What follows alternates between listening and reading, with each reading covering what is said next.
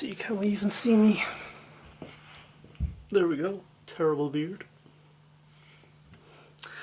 Hi guys.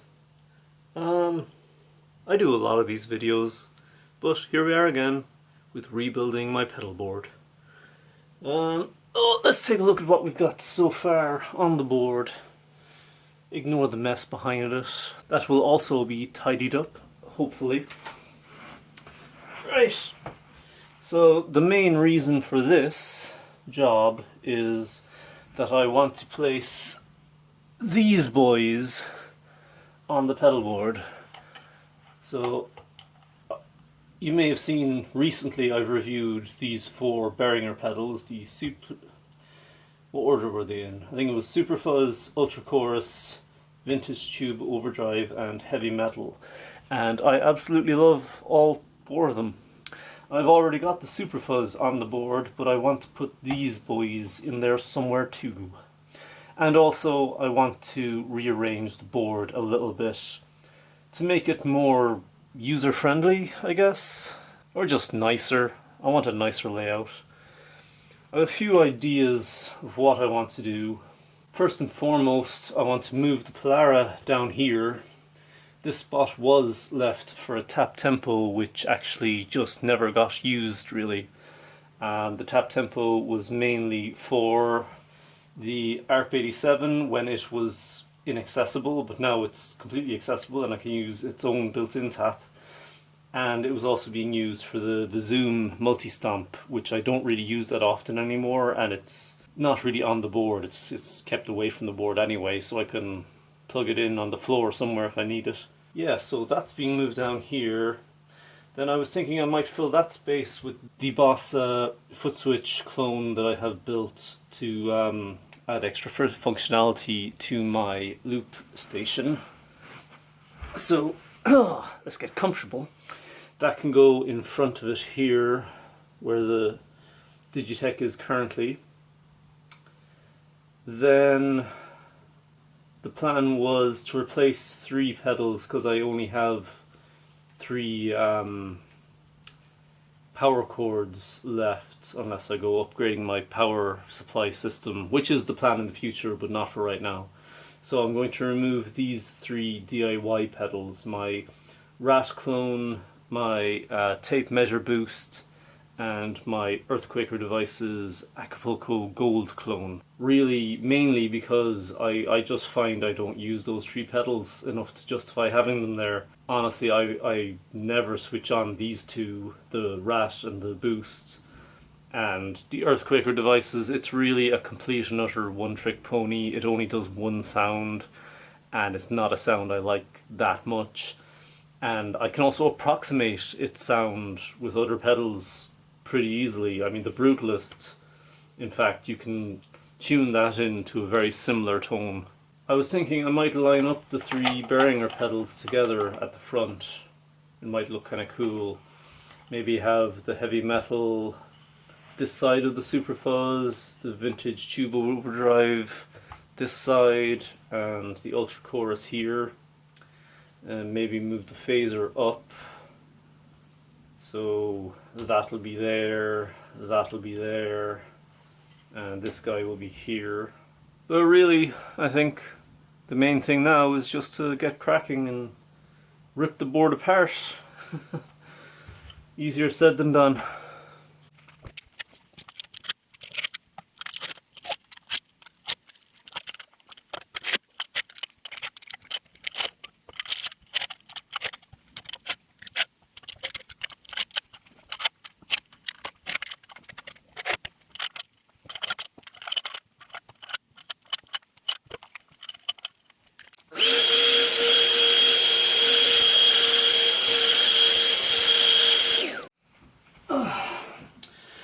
Okay, so that is the board depopulated.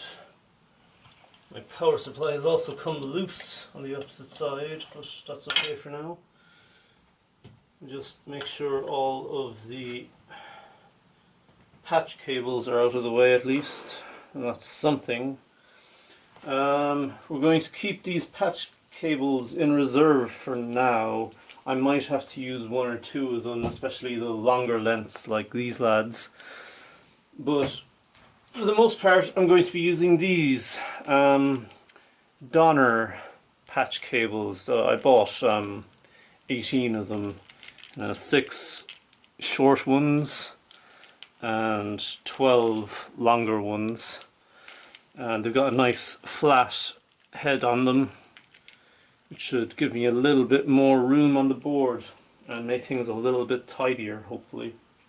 So we're not going to worry about the power cables for the minute, or the patch cables even for that matter. We're just going to start working on the organization of the board. It also badly needed that slight hoovering, or is that what everyone, vacuum cleaning? We call it hoovering in Ireland. Right, so I think we'll start with what's staying the same. I know I want this guy first. It's my volume pedal, but also my wah pedal. I'm keeping this on the board because I like the idea. I like the idea of being able to do those volume swells. So we'll keep that where it was in the first position. Then I was kind of thinking I might put my tuner up here instead of down there, down here, like where it was. And then my silencer can go on top of it, up here. Still maintaining the same basic configuration. Then I'm thinking my subbing up. I'm not going to place these hard down, make it kind of easier to rearrange them if I need to. Then my compressor can go there, say. And we might start populating the other side and meet in the middle. There's going to be a bit of shifting around to make sure everything fits where I want it to as well. This guy's going to remain where he was because I want him at the end of my chain, and I want the end of the chain to be open at the back for cable management. This is the final cable coming out of the board. It's coming out of the top now at the back, which just makes things a bit tidier and easier. And then, as I said, this guy will go underneath him. I just barely leave enough room for the switches to work. They stay in the same position all the time anyway. It's set to just work with this guy here. Although I will need room for a cable that might cause a problem. We can worry about that later. And as I said, I wanted this guy here. Oh yeah, there's plenty of room to move this around, so I'll just do it. He'll be fine there. And then I think I want my ARP87 to remain roughly there. We might leave this here. It'll be used half the time as a delay and half the time as random other stomp patches. I want to use it for like ambient shoegazy kind of stuff, using the weird filters and whatnot that are built in, and it has some nice reverse delay and reverse reverb, so I want to leave it towards the end of the chain to make full use of that stuff. I was thinking this guy would go up here somewhere, so that might work there. Then my ultra chorus I want there. I'll slot the heavy metal in after it. I'm going to have this last in my chain of distortions. I'll put my super fuzz beside that, and the vintage overdrive can go next to that. So what have we left then? My clone fit here? It might. No, it probably wouldn't. I would say this will probably. Oh, that's the wrong pedal. I'm talking about the ARP87 and I put down a sledgehammer. Yeah, so this might work okay. This stuff might just spread across here more evenly and work that way.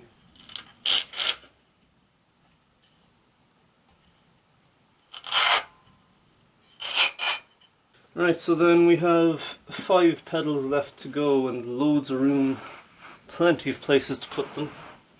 So I want my EQ kind of closer to my, you know, ambience section. So that can go there. We might go from the heavy metal to the ultra chorus and then a long cable run up to that, then down here to here to here to here. That could work. The maximum effort, my compressor is going to first go into my vintage tube overdrive and maybe keep the overdrives together, send it from this overdrive up to my clone. And I could put my fuzz face clone kind of center stage because it's kind of a centerpiece and a talking point, I guess. Then I just have my sludge hammer, just suppose can go horizontally there, and my God City instruments, which could go horizontally there. Yeah, that's actually pretty tidy looking. I'll just rearrange things a little bit to make things more symmetrical. Just to, you know, alleviate my OCD a bit. Yeah, I kind of like that. Let me move this guy up a little, just once again for to make it symmetrical. And there's even probably a little bit of room to mess about and put other pedals on if I need to in the future.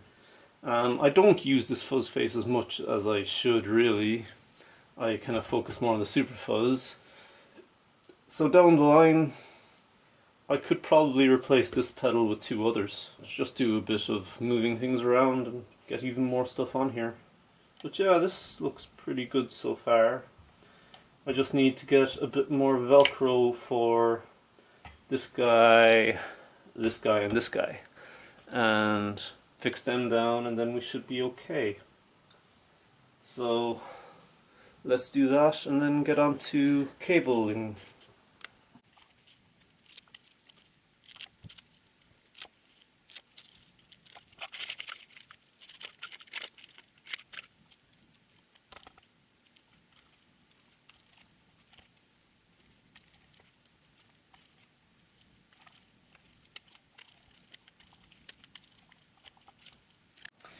Okay, so now that that's done, we can start running my patch cables.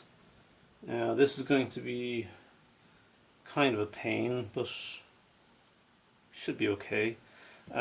These shorter ones are just barely not long enough to run these vertical runs, which is annoying, but and these long ones are slightly too long, but they're fine.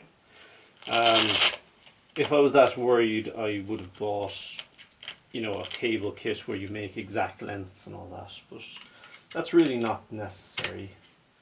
I mean, you know, some people swear by it, some people think they will improve their tone noticeably by shortening the cable length. I can't really vouch for that. I have enough buffers in my signal chain that I don't really worry about that. And I don't really mind if my sound is buffered or not. I've never subscribed to the idea that buffers are somehow bad.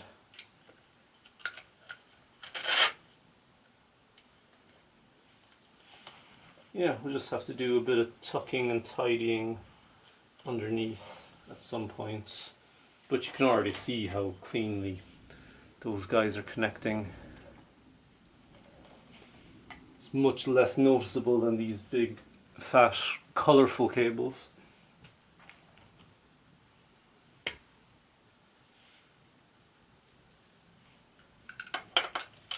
So yeah, I think I'll just fast forward through this bit and connect everything up.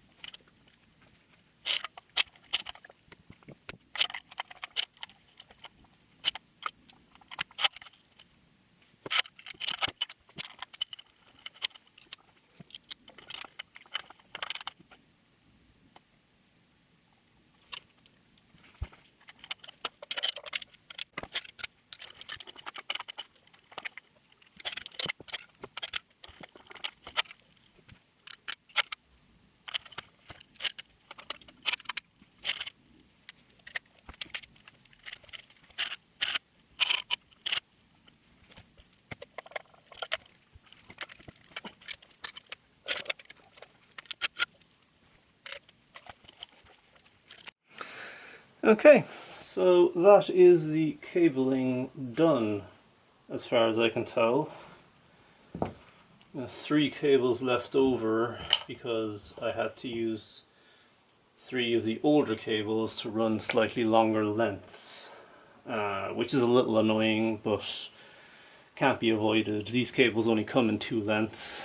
I think it's, what was it, 15 centimeters and 30 centimeters. So I just needed 3 other cables to run long lengths, first from the fuzz face down to the super fuzz, and from the graphic EQ down to the zoom, and the Polara up to the looper. So it's not the end of the world. Maybe I could invest in some black cables of that type, just so they blend in a bit better, like this one here blends in a little bit better than the blue or the yellow here. But that's just an aesthetic thing, it's not really that big of a deal. I'm impressed with the look of the Donner cables anyway. They have a pretty small impact on the board, like the heads are very small. They fit in perfectly. If I really wanted to and needed to, I could probably shift everything over on most of the lines and fit a couple more pedals in, like maybe 2 or 3 pedals, if I had the power and the pedals to do it, but I don't. Well, I have pedals, I just don't have the space on the power supplies at the minute. Which, speaking of power supplies, that's the next thing. I'll need to flip this over and connect up the power, which is always fun. And then try and do some cable management. I doubt I'll be able to do a lot of it though. I'm going to have to really sit down and think about that and probably do a whole video on it at some point. So yeah, let's just get the power sorted and see, does this thing boot up.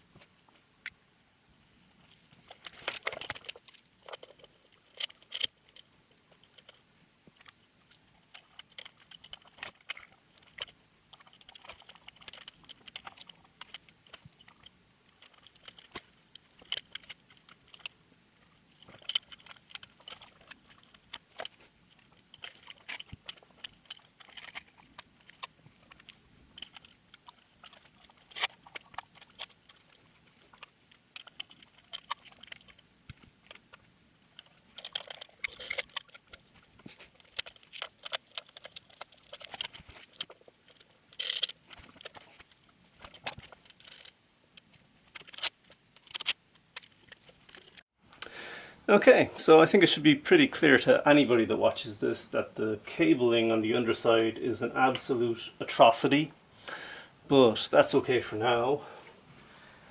We're going to just make sure the thing works, and then we'll figure out some cable management down the line. So let's switch it on and see if it works. Okay, that's a good sign so far. That's a bad sign, we've got no sound at the minute.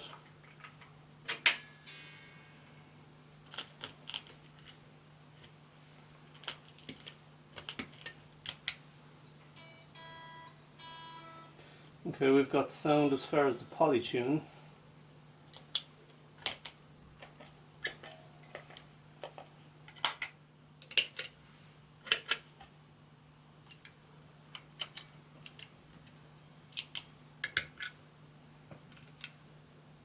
Oh, my loop station never came on, so let's see why that happened.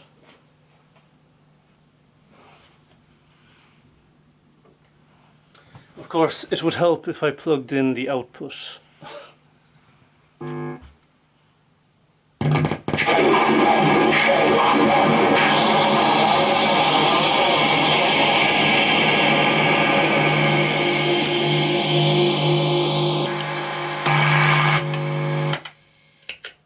And maybe don't put on every single pedal. Okay, so that's a good sign. We've got bypass tone.